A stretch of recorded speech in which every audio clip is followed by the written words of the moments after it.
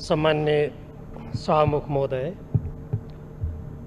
माननीय अर्थमन्त्रीद्वारा सङ्घीय संसदमा प्रस्तुत विनियोजन विधेयक 2077 का सिद्धान्त र प्राथमिकतामाथिको धारणा प्रस्तुत गर्ने सन्दर्भमा सर्वप्रथम कोरोना महामारीको कारण सिर्जित आर्थिक तथा जनजीवनमा पर्ने प्रभावका चुनौतीहरूको सामना गर्दै देशलाई सुरक्षित राख्नेतर्फ केन्द्रित हुनुपर्नेमा कसैको दुईमत हुन सक्दैन भन्ने कुरामा जोड दिन चाहन्छु।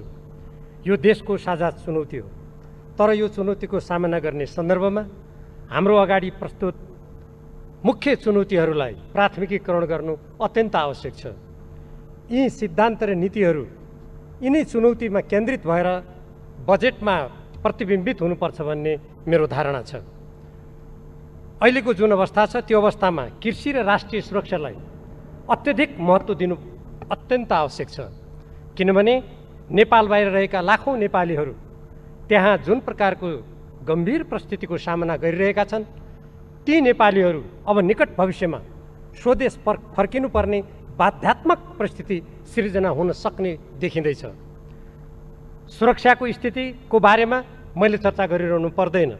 नेपालको लिम्पियाधुरा, लिपुलेक लगायत कालापानी क्षेत्रमा भारतले अतिक्रमण गरेको छ र यस अतिक्रमणको सम्बन्धमा यस सम्मानित सदनमा र संसदका विभिन्न समितिहरूबाट पटक पटक नेपाल सरकारको ध्यान आकर्षित गराइएको थियो र ती क्षेत्रहरूको सुरक्षाको लागि आवाज बुलन्द गरिएको थियो, तर अहिलेसम्म त्यसमा कुनै सार्थक पाइला चालिएको छैन। देश सुरक्षित नभई, जनता सुरक्षित नभई त्यहाँका कुनै पनि विकास गतिविधिहरू सार्थक रूपमा अगाडि बढ्न सक्दैनन्। त्यसकारण यो राष्ट्रिय सुरक्षालाई प्राथमिकतामा राख्नुपर्छ भन्नुको अर्थ हाम्रो सिमानाको सुरक्षा गर्नको लागि त्यहाँ आवश्यक सुरक्षाकर्मीहरू खटाउने र ती सुरक्षाकर्मीहरूको लागि बस्ने, खाने, लुगा, कपडा, उपकरणहरूको उचित प्रबन्ध गर्नुपर्ने कुराहरू पर्दछन्। तर हामी सुनिरहेका छौँ अहिले सिमानामा कोरोनाको सङ्क्रमणलाई रोक्नको लागि, भारतबाट आउने मानिसहरूको आवागमनलाई नियन्त्रण गर्नको लागि खटाइएका सुरक्षाकर्मीहरू समेत बिचल्लीमा हुने स्थिति भइरहेको कुरा हामी दिनदिनै छापाहरूमा पढ्छौँ, टेलिभिजनमा हेर्छौँ। त्यसकारण मैले अब आउने बजेटमा नीति सिद्धान्त बनाउँदा ती व्यक्तिहरूको लागि, ती सुरक्षाकर्मीहरूको लागि र ती सिमानाका क्षेत्रहरूमा तुरुन्तै भौतिक संरचनाहरू निर्माण गर्ने लगायत ती व्यक्तिहरूको लागि आवश्यक उपकरणहरूको प्रबन्ध गर्ने नीति प्रष्ट रूपमा अगाडि सारिनु पर्दछ। हामीले अहिले जुन कालापानी क्षेत्रको कुरा गरिरहेका छौँ, त्यहाँ पनि धेरै समय अगाडि नेपाली सेनालाई सडक निर्माण गर्नुपर्ने कुराको आवश्यकता बोध भएर जिम्मा दिएको थियो भन्ने कुरा हामीले जानेका हौँ, बुझेका हौँ, तर त्यो सम्बन्धमा अहिलेसम्म कुनै काम भएन। किनभने नीति र सिद्धान्तलाई व्यवहारमा रूपान्तरण गरिँदैन भने त्यो नीति र सिद्धान्तको कुनै पनि अर्थ हुँदैन। पञ्चायतकालमा समेत त्यहाँ सीतापुल भन्ने ठाउँमा भारतसँगको भन्सार र टिङ्कर नाका भन्ने ठाउँमा चीनसँगको भन्सार सञ्चालित थियो। हामी जनताबाट अनुमोदित, यत्रो जनताको समर्थन प्राप्त हामी त्यो पञ्चायतकालमा समेत भएको त्यो भन्सार बिन्दु र त्यसपछिको बहुदलीय व्यवस्थामा समेत भएको भन्सार बिन्दु पुनर्स्थापना गर्नको लागि नीति र सिद्धान्त यदि राष्ट्रिय सुरक्षा, राष्ट्रिय हितमा केन्द्रित हुनेछ भनेर मन्त्रीजीले भन्नुभएको जस्तै साँच्चीकै हो भने त्यहाँ पाइला चाल्न हामीलाई केले रोक्छ?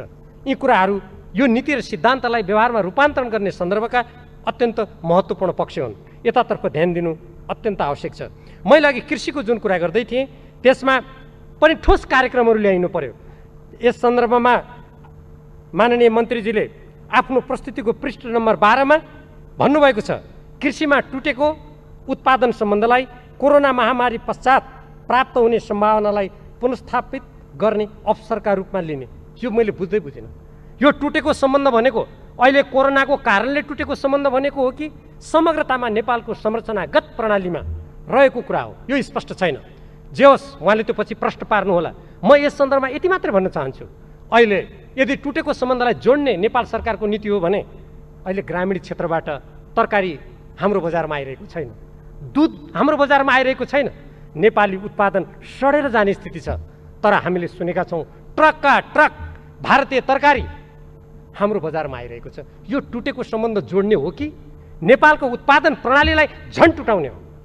यस सम्बन्धमा यो नीति र सिद्धान्तको जुन कुरा गरिएको छ, भोलि बजेटमा यो कुरा आउँदा यतातर्फ गम्भीर भएर सोच्नु अत्यन्त आवश्यक छ। होइन भने हाम्रो अर्थतन्त्रलाई आत्मनिर्भर बनाउने भन्ने जुन नीति र सिद्धान्तमा उल्लेख गरिएको छ, म त्यस्तो समर्थन गर्न चाहन्छु, तर त्यो कहिल्यै कार्यान्वयन हुनेवाला छैन, त्यो प्राप्त पनि हुँदैन।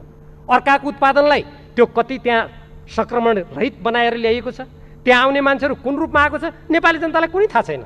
तर आफ्नै देशमा भएका उत्पादनहरू, फलफुलहरू ती बजारसम्म आउन सकिरहेका छैनन्। त्यसकारण यो नीति र सिद्धान्तको सन्दर्भमा यो कुरा गर्दा गम्भीर रूपमा सोच्नु अत्यन्त आवश्यक छ। कल्याणकारी राज्यको अवधारणा समाजवाद उन्मुख आर्थिक प्रणाली अपनाउने कुरा अर्थमन्त्रीजीले जुन चर्चा गर्नुभएको छ त्यो राम्रो कुरा हो, तर त्यो समाजवाद उन्मुख अर्थतन्त्र र कल्याणकारी राज्यको सिद्धान्त केही दलाल नोकरशाही पुँजीपतिहरूलाई व्यवहारमा प्रश्रय दिएर र ठुला ठुला विदेशी एकाधिकारवादीहरूलाई विभिन्न सम्झौता मार्फत, विभिन्न व्यवहार मार्फत उनीहरूले हाम्रो अर्थतन्त्रका नसा, हाम्रा स्नायु प्रणालीहरूलाई नियन्त्रण गर्ने कुरा व्यवहारमा गरेर यसरी यो समाजवाद उन्मुख अर्थतन्त्र र आत्मनिर्भरता र समाज यो कल्याणकारी राज्यको परिकल्पनालाई हामी पूर्णतामा पुर्याउन सक्दैनौँ। मलाई विश्वास छ, आशा छ, आउने बजेटमा यसलाई व्यवहारमा रूपान्तरण गर्दा यो सिद्धान्त र नीतिलाई साँच्चीकै व्यवहारमा कार्यान्वयन गरेर आउला भन्ने म अपेक्षा गर्दछु। उत्पादनका साधनमा सबै नागरिकहरूको पहुँच स्थापित गर्ने र लाभको न्यायोचित वितरण गर्ने र विपन्नता र गरिबी असमानता हटाउने कुरा राम्रो कुरा हो, तर विगतका दिनहरूलाई हामीले हेऱ्यौँ भने यी कुराहरू व्यवहारमा कार्यान्वयन भएको देखिँदैन र यसलाई व्यवहारमा कार्यान्वयन गर्नुको लागि अब जुन सुशासनको हामीले कुरा गरेका छौँ, भ्रष्टाचार विरुद्धको शून्य सहनशीलता नीतिगत भ्रष्टाचार हुन नदिने कुरालाई अर्थमन्त्रीजीको जुन प्रस्तुतिमा चर्चा गरिएको छ, यसलाई साँच्चीकै कुनै पनि शक्तिशाली व्यक्ति किन नहोस्, राज्य सत्ता र शक्तिका निकट किन नहोस्, यदि कुनै व्यक्तिले भ्रष्टाचारयुक्त काम गरेको छ भने निजहरूलाई कारबाही गर्न हाम्रा राज्यका निकायहरूले स्वतन्त्रतापूर्वक कुनै धक नमानेर काम गर्न सक्ने वातावरण सिर्जना हुनुपर्छ। तब यो नीतिगत र सैद्धान्तिक कुराले त्यहाँ व्यवहारमा सार्थकता प्राप्त गर्नेछ। राष्ट्रिय सुरक्षाको सुदृढीकरण, राष्ट्रिय सुरक्षा प्रणाली तथा राष्ट्रिय हित अनुकूलको परराष्ट्र नीतिको जुन चर्चा गरिएको छ, म यसको पूर्ण रूपमा समर्थन गर्न चाहन्छु। तर यो कुरा गरिरहँदा नेपालको सार्वभौम सत्ता, नेपालको स्वतन्त्रता स्वाधीनताको सन्दर्भमा संयुक्त राष्ट्रको बडापत्र, असंलग्नताका सिद्धान्तहरू, पञ्चशीलका सिद्धान्त अनुकूल राज्यले अरू देशहरूसँग गर्ने व्यवहार, स्वतन्त्र परराष्ट्र नीति परिचालन गर्ने कुरामा दृढता र कुनै पनि शक्तिका सामु सार्वभौम सत्ता कसैको पनि सानो ठुलो हुन सक्दैन। हामी सार्वभौम समानताको सिद्धान्तमा अडेर अगाडि बढ्छौँ भन्ने कुरा राष्ट्रिय साधन स्रोतको अधिकतम प्रयोगमा प्रतिबिम्बित हुनुपर्दछ। विभिन्न सन्धि सम्झौताहरू गर्दा त्यहाँ प्रतिबिम्बित हुनुपर्दछ। हाम्रो समाना मिचिँदा तराई क्षेत्र पुरै डुबानमा पार्ने गरी भारतले सिमानामा भौतिक संरचना निर्माण गर्दा त्यसको डटेर अन्तर्राष्ट्रिय कानुनअनुसार दुई देशको असल छिमेकी मित्रताको नीति अनुरूप र सभ्य देशको आज सम्बन्ध सञ्चालन गर्नुपर्ने मान्यता अनुरूप सरकारी निकायहरू अड्नु पर्दछ। तर कहिलेकाहीँ हामी सुन्छौँ सम्झौता गर्न जाँदा, त्यहाँबाट सहमति गर्न आउँदा यहाँ देशभक्त नेपालीहरूले चिच्याउनु पर्ने स्थिति बेला बेलामा सिर्जना हुने गरेको छ। त्यसबाट आजको यो लोकतान्त्रिक नेपाल, गणतान्त्रिक नेपाल, सङ्घीय नेपाल मुक्त हुनुपर्दछ। यो नेपाली जनताले व्यक्त गरेको अभिमत हो।